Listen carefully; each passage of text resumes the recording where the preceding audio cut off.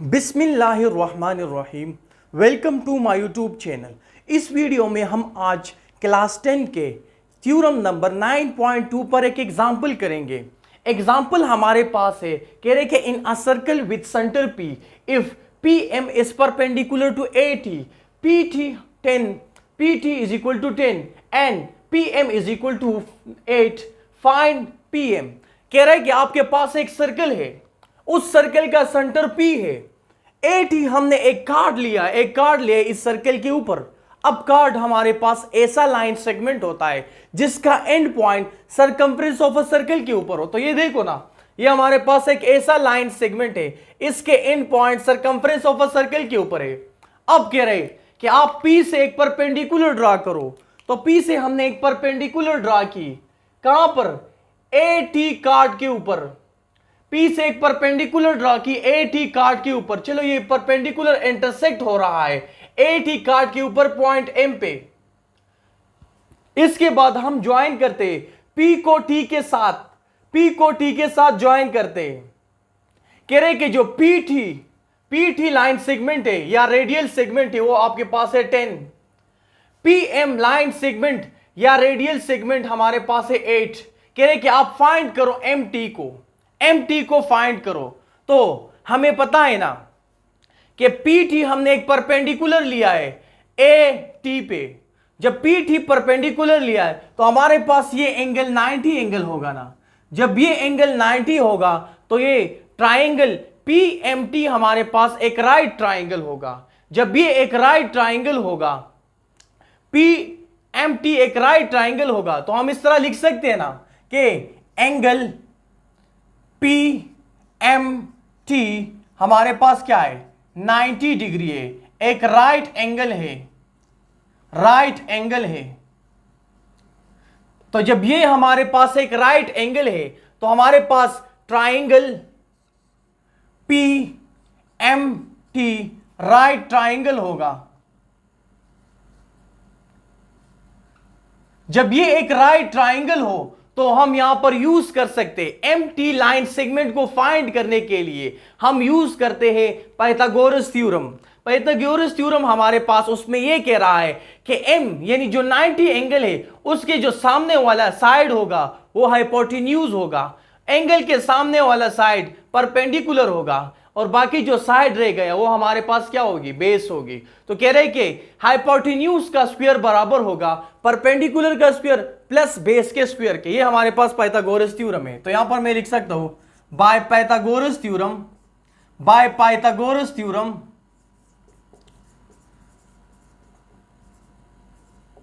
Theorem हमारे पास hypotenuse यहां पर MPT है, PT का स्क्वायर बराबर होगा PM के स्क्वायर के प्लस MT के स्क्वायर पे। तो हाइपोटेन्यूज का स्क्वायर बराबर होगा परपेंडिकुलर के स्क्वायर के प्लस बेस के स्क्वायर के। अब हमारे पास ये गिवन है कि PT 10 के बराबर है, क्वेश्चन में गिवन है। तो यहां पर मैं लिख सकता हूं ना कि PT 10 के बराबर है, PT के ऊपर स्क्वायर, तो यहां पर भी मैंने स्क्वायर डाल दी। PM हमारे पास 8 के बराबर है, इसके ऊपर स्क्वायर तो इसके ऊपर भी स्क्वायर आ जाएगी, प्लस MT हमने फाइंड करने, तो यहां पर इस तरह मैंने लिख लिया। अब इसके बाद इसको जरा मैं मिटाता हूं। हमने फाइंड करनी है MT को। अब 10 का स्क्वायर हमारे पास बराबर है, 10 का स्क्वायर बराबर है 100 के, यहां पर 8 का स्क्वायर बराबर है 64 के, प्लस MT बराबर है MT होल स्क्वायर। अब ये 64 यहां पर प्लस हो रहा है तो उस साइड पे माइनस हो जाएगी, तो 100 स्क्वायर बराबर हो जाएगी 100 स्क्वायर माइनस 64 बराबर हो जाएगी MT का होल स्क्वायर। 100 माइनस 65 से आ जाएगी 36 इज इक्वल टू MT का होल स्क्वायर। अब दोनों साइड स्क्वायर रूट ले लो। तो इसको दोबारा जरा मैं ये नीचे वाले को मिटाता हूं। दोनों साइड पर अब स्क्वायर रूट लेंगे, स्क्वायर रूट, तो इसके ऊपर भी स्क्वायर रूट आ जाएगी, इसके ऊपर भी स्क्वायर रूट आ जाएगी MT का होल स्क्वायर।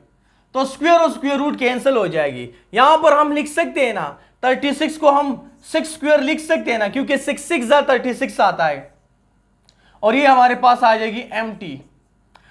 अब स्क्वायर और स्क्वायर रूट कैंसिल हो जाएगी, तो एम टी हमारे पास आ जाएगी एम टी प्लस माइनस 6, और एम टी एक लेंथ है, एक डिस्टेंस है, एक लाइन सेगमेंट है, तो डिस्टेंस और लाइन सेगमेंट और लेंथ हमेशा पॉजिटिव होता है, तो यहां पर हम लिखते हैं 6। एम टी जो हमारे पास लेंथ है वो 6 के बराबर है, तो हमने ये प्रूफ कर, तो मैं जरा मिटाता हूं।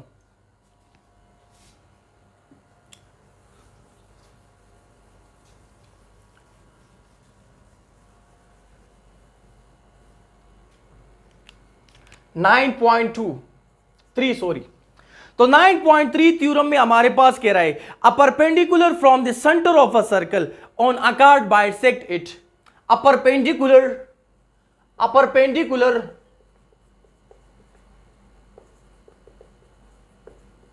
From the centre of a circle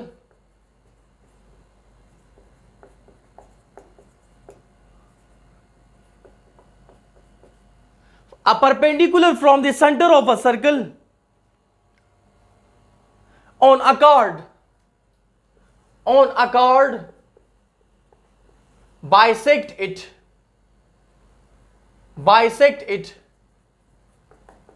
कह रहे कि अगर आपके पास एक सर्कल हो, यहां पर यही सर्कल मैं देखता हूं, ये दरमियान वाला मैं बेटा, कह रहे कि अगर आपके पास एक सर्कल हो, उसका सेंटर हमने ए ओ लिया है, ए बी एक कार्ड लेते हैं, हमें पता है ना कि कार्ड वो लाइन सेगमेंट होता है जिसका and point circumference of a circle के ऊपर हो। कह रहे कि अगर आपके पास एक सर्कल हो, उसका सेंटर ओ हो, ए बी आपने एक कार्ड लिया है, अगर सेंटर ओ से एक परपेंडिकुलर आप ड्रा करो ए बी कार्ड के ऊपर, चलो यहां पर ये ए ओ से जो परपेंडिकुलर लाइन है या लाइन सेगमेंट है, ये इंटरसेक्ट हुआ है ए बी से, ए बी कार्ड के साथ एंड पॉइंट पे, तो कह रहे कि आप ये शो करो कि जो ए बी कार्ड होगा ये दो इक्वल पार्ट में बाइसेक्ट होगा, यानी दो कांग्रुएंट पार्ट में बाइसेक्ट होगा, ये आपने शो करनी है, सही है ना। तो ये हमारे पास इस थ्योरम का स्टेटमेंट है। हमने अभी ये प्रूफ करना है कि ए बी का जो कार्ड है वो दो बराबर पार्ट्स में बाइसेक्ट होगा। तो यहां पर मैं गिवन में लिखता हूं, गिवन हमारे पास है अ सर्कल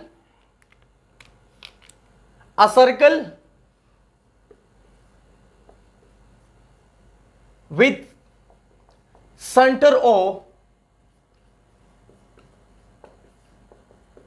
कह रहे कि हमारे पास एक सर्कल है जिसका सेंटर हमने ओ लिया है, ए बी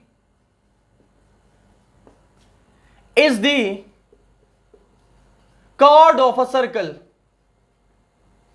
फिर इसके बाद हमने ए बी एक कार्ड लिया है इस सर्कल के ऊपर, इसके बाद हम लिखते हैं and O N is perpendicular to A B.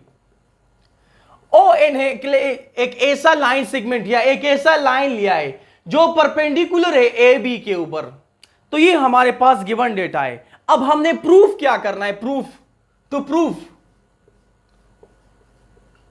Proof में हमने ये करना है कि ये जो ए एन लाइन सेगमेंट है कार्ड का, ये कांग्रुएंट होगा एन बी लाइन सेगमेंट इसी कार्ड का, यानी ये कार्ड दो बराबर हिस्सों में तकसीम होगी। अब जरा कंस्ट्रक्शन लिखते हैं, कंस्ट्रक्शन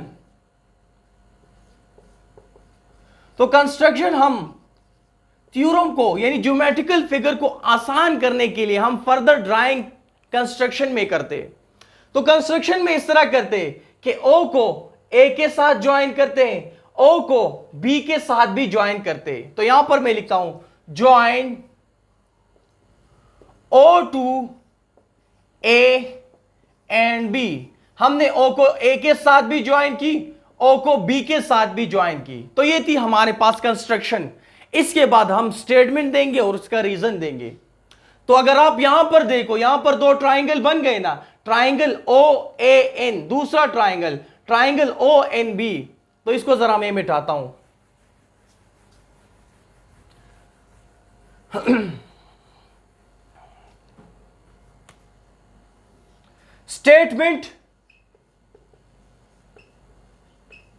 एंड रीजन। तो यहां पर हमारे पास इस सर्कल में दो ट्राइंगल बन गए। एक है ट्राइंगल ओ ए एन, ये एन है, ट्राइंगल ओ ए एन, दूसरा है corresponding to triangle O B N. तो ये दो ट्राइंगल बन गए। अब जरा देखो, ओ एन ऐसा लाइन सेगमेंट है जो इस ट्राइंगल में भी है, इस ट्राइंगल, इन दोनों ट्राइंगल में। तो हम ये लिख सकते हैं ना कि ओ एन पहले ट्राइंगल का कांग्रुएंट है दूसरे ट्राइंगल के ओ एन के साथ, क्योंकि ये दोनों लाइन क्या है, दोनों लाइन सेगमेंट दोनों ट्राइंगल में है ना। ओ एन एक लाइन सेगमेंट है जो दोनों ट्राइंगल के हिस्सा है, दोनों ट्राइंगल का पार्ट है। तो हम यहां पर लिख सकते हैं ना कि ये दोनों ट्राइंगल में क्या है, कॉमन है। अब इसके बाद ओ ए is congruent to OB, line segment OA is congruent to OB। अब ये क्यों congruent है, क्योंकि हमारे पास ये एक सर्कल है और सर्कल का ये भी एक रेडियस है और उसी सर्कल का ये भी एक रेडियस है, यानी OA भी एक रेडियस है और OB एक रेडियस है। और हमने ये पढ़ा है कि सर्कल का जो जितने भी, एक सर्कल में जितने भी रेडियस आप बनाओगे वो क्या होंगे, वो सब इक्वल होंगे, इक्वल डिस्टेंस पे होंगे। तो सर्कल का रेडियस या जितने भी रेडियस होंगे वो सारे इक्वल डिस्टेंस पे होंगे। तो हम यहां पर लिख सकते हैं ना कि एक सर्कल का क्या होगा, एक रेडियस होगा। जब एक से ज्यादा रेडियस होंगे तो उसको हम रेडियाई कहते हैं। तो यहां पर लिखते हैं रेडियाई ऑफ द सर्कल, ठीक है ना, यह इसलिए कांग्रुएंट हुआ। अब हमने यहां से एक परपेंडिकुलर ड्रॉ किया था ए बी कार्ड के ऊपर। जब परपेंडिकुलर ड्रॉ किया तो हम यहां पर कह सकते हैं ना कि angle O N A congruent है एंगल ओ एन बी के। ये क्यों कांग्रुएंट है, क्योंकि ये इसलिए कांग्रुएंट है क्योंकि ये दोनों एंगल क्या है, 90 एंगल है, ये राइट एंगल है, दोनों एंगल क्या है, राइट एंगल है। तो एक सर्कल में अगर दो साइड और एक राइट एंगल कांग्रुएंट हो जाए, किसी दूसरे सर्कल के एक ट्राइंगल की अगर दो साइड और एक राइट एंगल कांग्रुएंट हो जाए, किसी दूसरे ट्राइंगल के दो साइड एक राइट एंगल के, तो वो दो ट्राइंगल क्या होंगे, कांग्रुएंट होंगे। तो यहां पर मैं लिख सकता हूं, ये मैंने मिटा दिया यहां से, तो यहां पर मैं लिख सकता हूं ना कि ये दो ट्राइंगल क्या हो जाएंगे, कांग्रुएंट हो जाएंगे। तो यहां पर जरा देखो, triangle O A N congruent हो जाएगा ट्राइंगल ओ बी एन के। जब दो ट्राइंगल कांग्रुएंट हो जाए, यहां पर लिखते हैं हाइपोटेन्यूज प्लस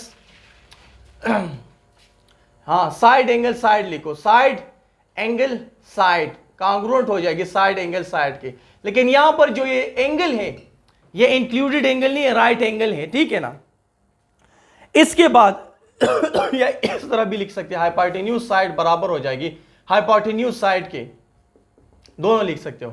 जब दो ट्राइंगल कांग्रुएंट हो जाए तो उसके करिस्पॉन्डिंग साइड, करिस्पॉन्डिंग एंगल भी कांग्रुएंट हो जाएगी, यानी एक ट्राइंगल के 6 के 6 एलिमेंट किसी दूसरे ट्राइंगल के 6 के 6 एलिमेंट के बराबर हो जाएगी। 6 एलिमेंट से मुराद एक ट्राइंगल के 3 साइड 3 एंगल बराबर हो जाएगी किसी दूसरे ट्राइंगल के करिस्पॉन्डिंग 3 साइड करिस्पॉन्डिंग 3 एंगल के। तो हम यहां पर कह सकते हैं ना कि ए एन कांग्रुएंट हो जाएगी एन बी के। ये क्यों, क्योंकि यहां पर ये करिस्पॉन्डिंग साइड है ऑफ कांग्रुएंट ट्राइंगल।